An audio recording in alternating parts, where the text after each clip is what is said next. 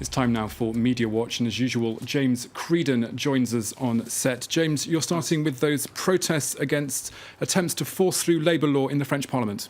That's right, indeed. Very controversial use of that constitutional mechanism, very rarely used in order to bypass parliamentary approval.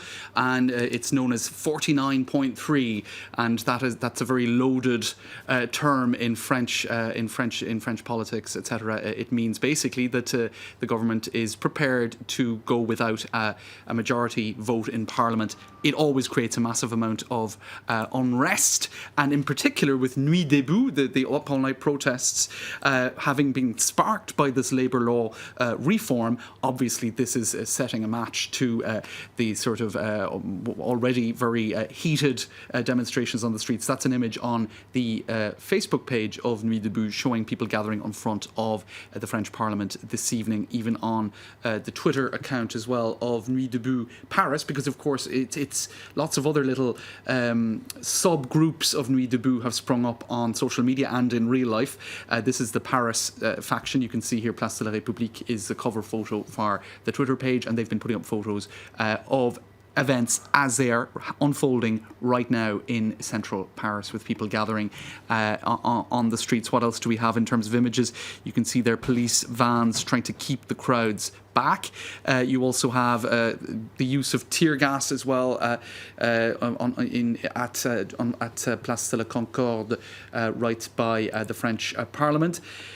Also, some cartoons go up on social media. Here you see a cartoonish impression of the French Republic, and a boot in the face of the French Republic. That would be 49.3, that a very controversial legal recourse that François Hollande and Manuel Valls, the Prime Minister, have opted for. Always useful when François Hollande has said something in the past that can be dug up to haunt him in the present. And indeed, as leader of the opposition, when this constitutional mechanism was used back in 2006 by then Prime Minister Dominique Villepin, what did François Hollande say? And 49.3 is brutal. 49.3 is a denial of democracy.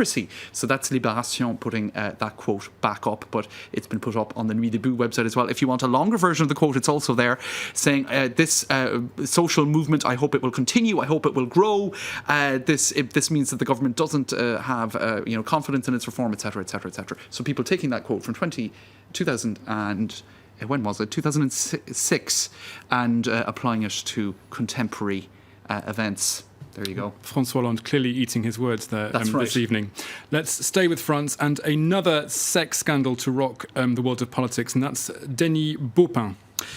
Denis Baupin, indeed, former because he had to stand down, Vice President of the lower house of Parliament, accused of various incidents of sexual harassment and sexual assault.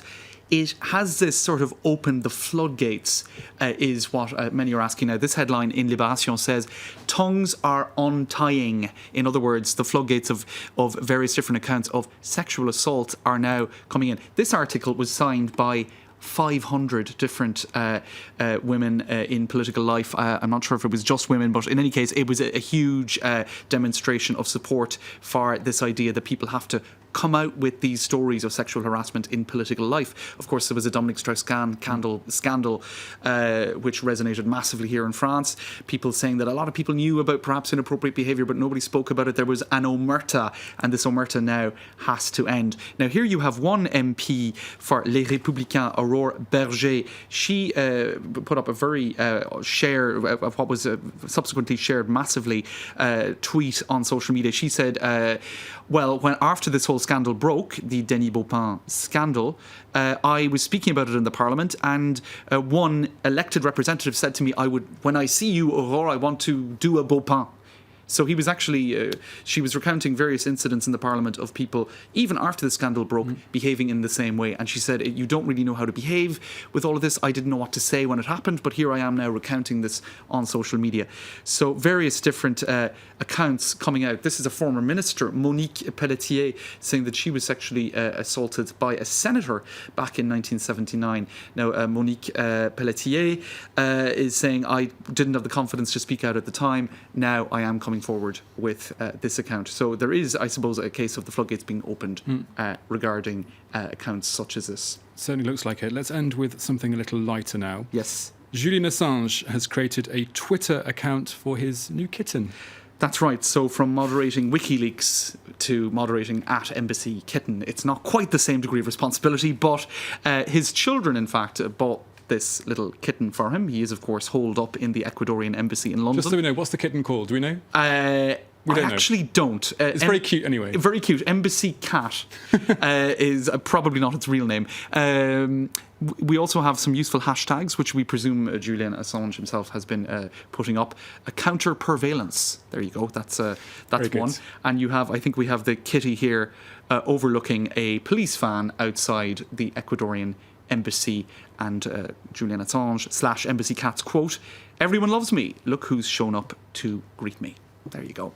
Thanks very much, James, for that spin through social media this hour. Thanks very much.